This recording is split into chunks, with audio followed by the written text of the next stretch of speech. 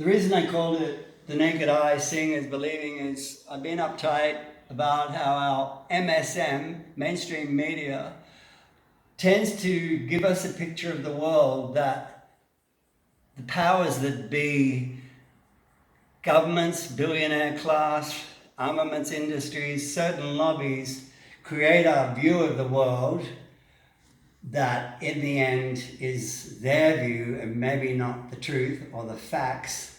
For instance, that it's Palestine who is attacking Israel, that Israel's vulnerable, when the real truth is that obviously Israel is into ethnic cleansing. They want to grab that land, and it looks like they've grabbed it. They're now trying to grab Lebanon because they have a thing called Greater Israel, which means grabbing not just parts of Lebanon, Palestine, they're going to go for parts of Syria, even a hunk of Iran if they can get it, a hunk of Egypt. So when you see this is also obvious right from the beginning, and yet we're told by the mainstream media, and right now, including Penny Wong and the Murdoch press, are carrying on how Lebanon and Hezbollah are terrorists, and that Nasrallah is the chief of terrorists, and ignoring the fact that it's Israel who's just invaded Lebanon and killed 1,000 people within 1 week, right? And wasn't Lebanon who invaded Israel. I mean, the only reason Lebanon shot rockets in there was because Israel was shooting rockets to begin with. So anyway, I'm just trying to say that right in front of our eyes, and we all know it. And this is the amazing thing about being alive today, is that we can watch world events on our phones until they censor it. So we're seeing it. Right? Seeing is believing. Doesn't matter about the propaganda. So Toby, are all the works here political as such? No. I like a mixture of things. So half are political, so-called. I hate that word even. Half are concerning the world we live in. The dramatic, urgent things like war, but the other half are the fun things like rock and roll music, dancing. I see one over here that features Julian Assange. Do you want to just talk a little bit about that, which is a sad story, but also it's a good story as well? Well, we all know the story of Julian Assange, and it was when he actually showed the video of the attack in, was it Iran or Afghanistan, where Are they American drones there? They're the drones. One was called Crazy Horse, what a name, and the other one was called Bush Ranger, and they murdered a bunch of civilians and would have covered it up and not mentioned it or lied about it, apart from Julian got the video and got the people who direct drones from a long distance away, got them talking and laughing about it. Now, this was just extreme visualization of the lies that get portrayed by both governments and MSM. We could see clearly here civilians being murdered, and of course he released a tranche of other evidence of corruption and malfeasance, and that's why they finally put him in jail, and this was in support of him back when he was still in jail. There was a benefit held to raise money to send his father to Britain when he went on trial there, and I put this poster around hoping to support that.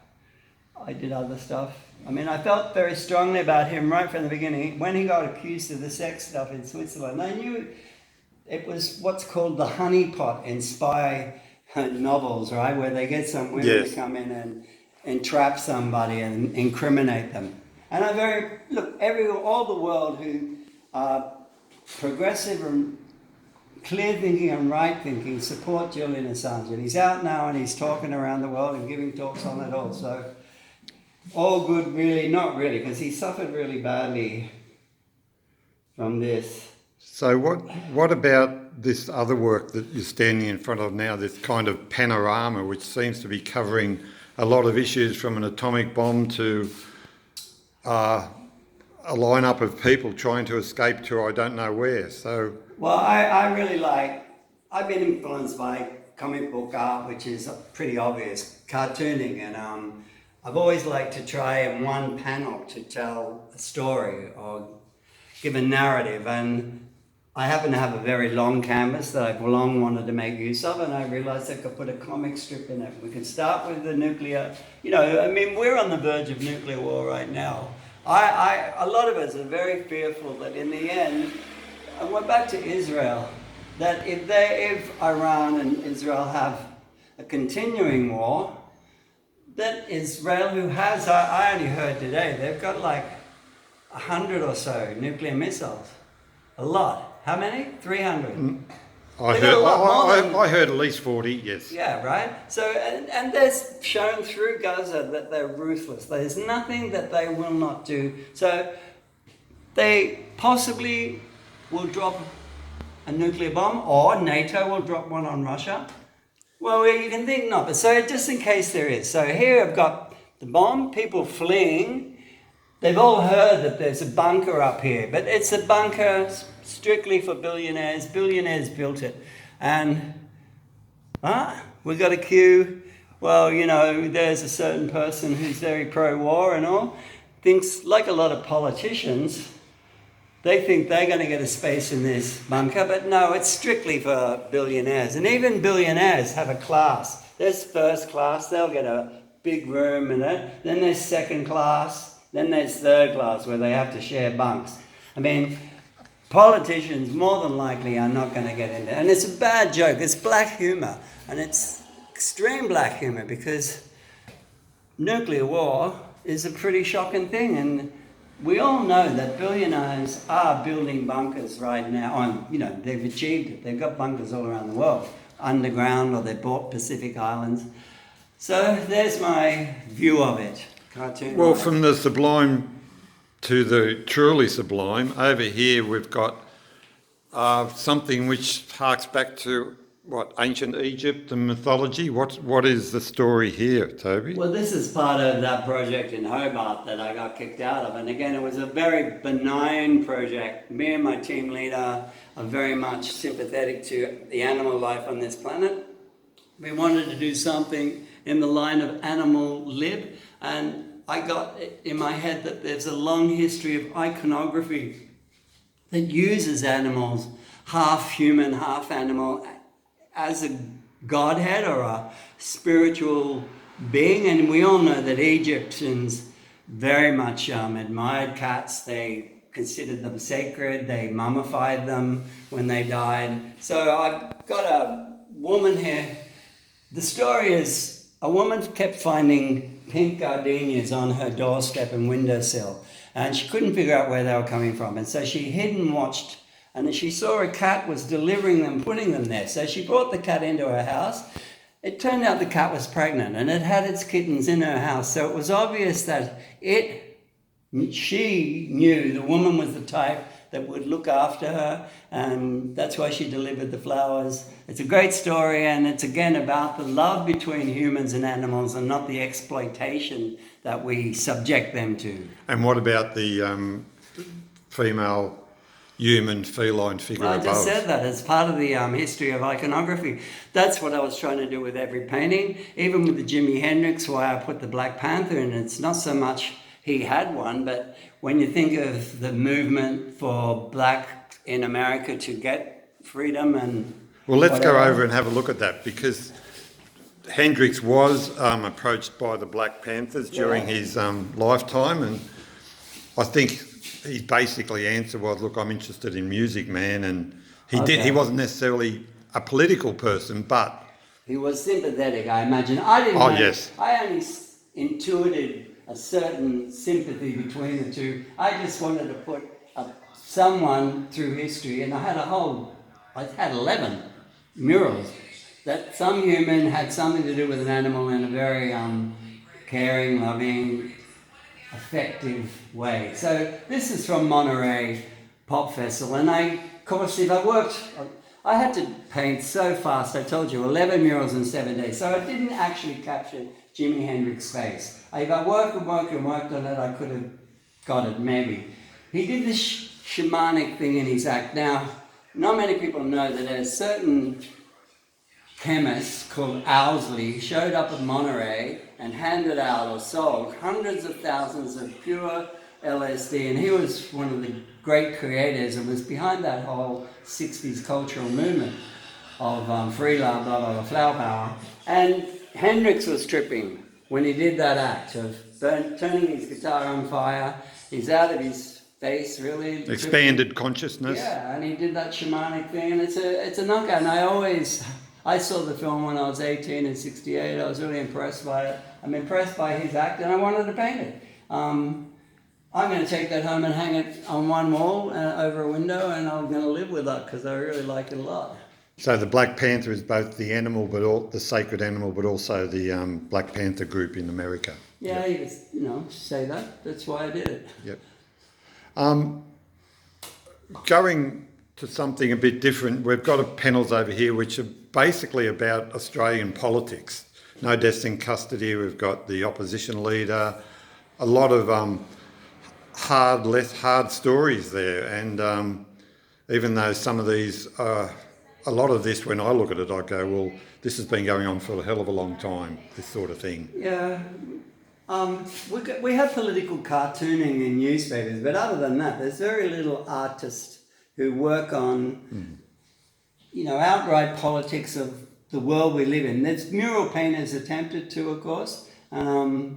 This is my attempt, and it's back to the MSM, and I used murder media there, and we all know murder, what I'm referring to.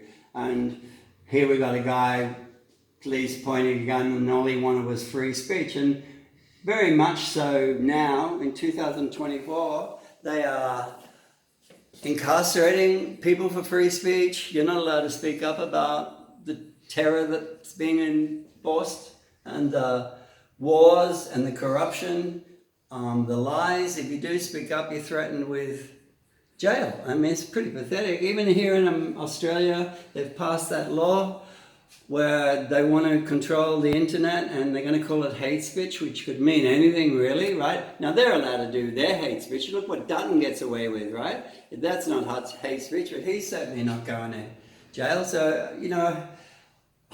as an artist or a commentator, a communicator, how far do I go, with this?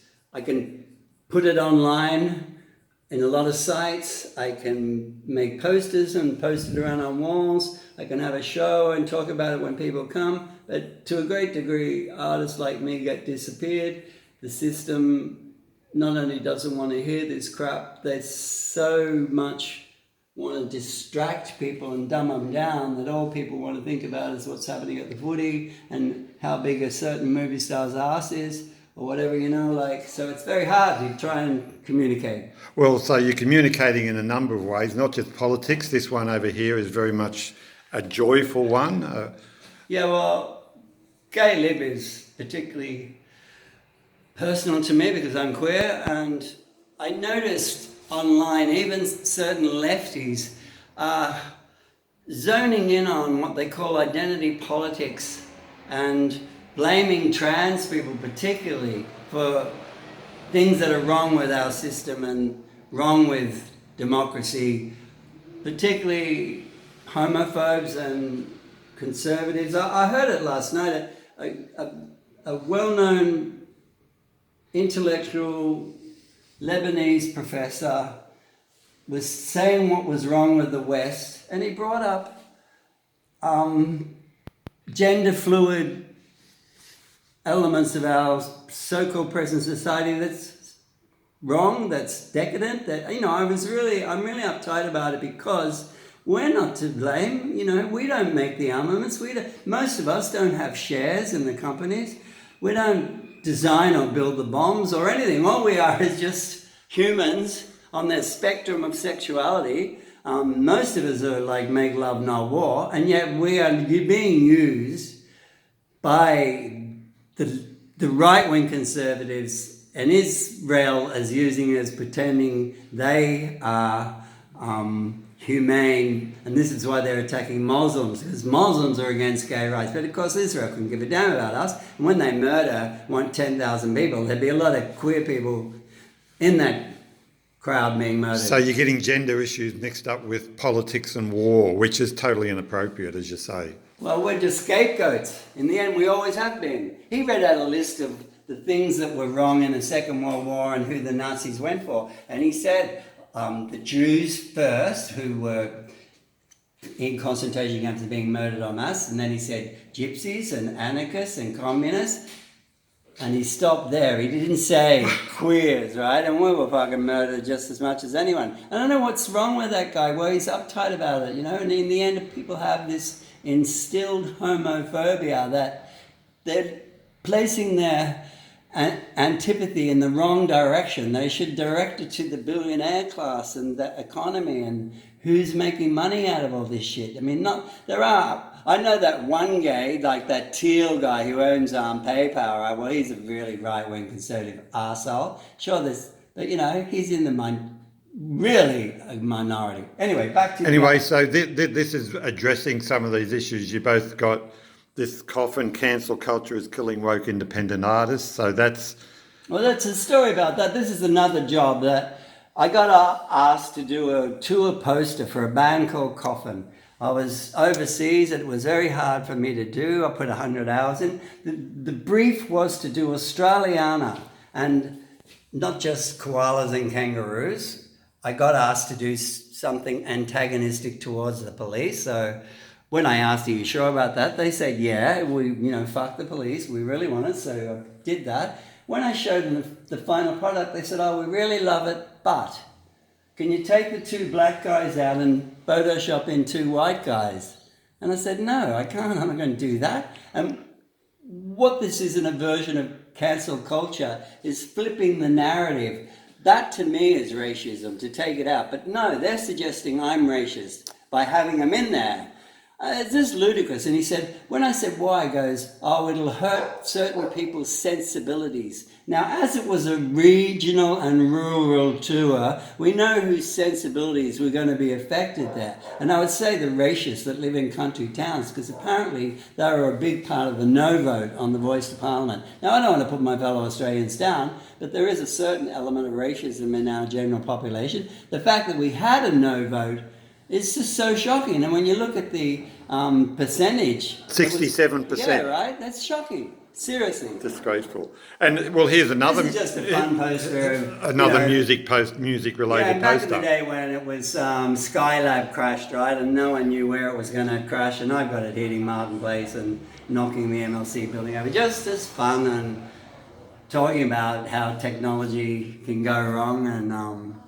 Well, blah, blah, blah. I think it's timely to go from this rather complex poster, and there's a lot of complexity in some of these posters, over to two which I think are probably incredibly interesting and complex. And what are we looking at here, Toby? Is this another end of the world vision, or...? Well, let's hope it's not the end of the world. Of course, you got War Incorporated on what is a big machine, and it's the other part of the title is the meat grinder. And basically this is the Ukrainian war, where 500,000 Ukrainians have died, 200,000 Russians.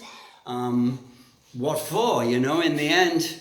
So USA can destabilize Russia, hoping Russia will fall to bits and they can grab all the resources and sell the armament. So blood is feeding the money to lead. In the end, and most people know this, there's the propaganda again that it's Russia's done a terrible thing and invaded Ukraine, but it wasn't unprovoked. They would be, how long, even since the early 90s, said there's a red line, do not put NATO and its missiles on our border. America didn't allow it in '63 when the missiles went to Cuba. Russia's not going to allow it. And in the end, this is the meat grinder. War is just the worst thing. And if I was going to do like 30 paintings anti-war, I would like it, because America, there's an anti-war movement building up. Not here in Australia. I don't see much happening here, right? And you remember the Vietnam War, there was, 500,000 people on the streets. Well, we need it again. So well, it might be the revolt of the slaves, of the ordinary people again. Well, that's right. So what are we looking at with this magnificent work, Tobe? this is a kind of distillation of a lot of what I feel and what you've heard me talking about just now, particularly war. In the end, where they once have labeled Aztecs bloodthirsty cannibals, mass murdering, the truth is, even back in the day, it was the conquistadors coming in, murdering everyone and grabbing the land. So instead of having the natives in feather headdresses, I put conquistador-like armor there. And who's behind the mass murder all around the planet? Armaments companies. And I've done it as if the pyramids got graffiti on it. And here we got all the missiles, we got the god of death, we got all the people who are being murdered, and I've depicted them as angel souls. Where are they falling? Are they falling into hell? Are they falling into infinity and nothingness, the void? Well, you know... Is this hell on the right? Is it well, in some way? In the end, it's... The result of all this militarization on the planet is not just increasing the carbon footprint, of course, but the money that's spent on armaments could go into, you know, trying to do something about climate change, fixing it. But so we've got bushfires and people's houses burning, and no matter what religion you're in, you're going to go. You can pray all you want to God. And on the other side, we've got the forest being cut down and animal life going extinct. And here I've got, as part of the forces against humanity, militarized robots. I mean, they're not even now got humans. They've got these robots that don't take any empathy considerations, right? They're just machines. And they're using them now more and more and more. And similar to those drones. yeah, but they've got actual humanoid, even ones that look like dogs. So, I mean, it's a very heavy painting, and it basically, I would say, is the centerpiece of my whole work. And of course, I can't get any traction on it. Oh, it's a magnificent work. I think it's one I like of it your too. best. It's going to have to incredible. go back to my apartment and hang on the wall, and when I drop dead next year, it'll go in a dumpster. But this is art for you, and nothing to do about it. I still put a lot of trouble into this show, a year's hard work. Damien put a lot of hard work and spent money on it, and in the end, for me, it is about communication and showing people that I have a certain talent in image creation, but just talk about the ideas. Enough people have come. I post this all online, of course, and I get a lot of discussion through that. So just in closing, I'd noticed that Virgin Beast is up here. Now, we could talk for hours about Virgin Beast, and it seems to be the film that just keeps on appearing out of nowhere, doesn't it? Well, I hope. It just showed last Saturday night in Pittsburgh, Pennsylvania, in a cinema, opening an underground film festival. And for me... When did you make this film? I finished it in 1992. It took 1992, yes. 7 years to make. And what was the Pennsylvania festival? Was it a film festival? Yeah, at Underground, you know. Underground. And they liked my film enough to open their festival with it. I'm pretty stoked because Pennsylvania is a swing state. It's also got an armaments industry there, and it happens to be the state that Biden comes from. So all very interesting, because then the message throughout that is anti-war, antipathy towards a death culture, which I think we are all living in. They seem to really like the idea of killing a lot of people, to the point that there's even a terrible, it's not a conspiracy, it's an idea that because of automation and therefore little work for people and a lot of unemployment, there's a lot of useless humans. So what are they going to do? Possibly bump quite a lot of us off. I've heard people say they want to get it down to like 30,000, you know, but that's really killing a lot. I mean... What's from 8 billion?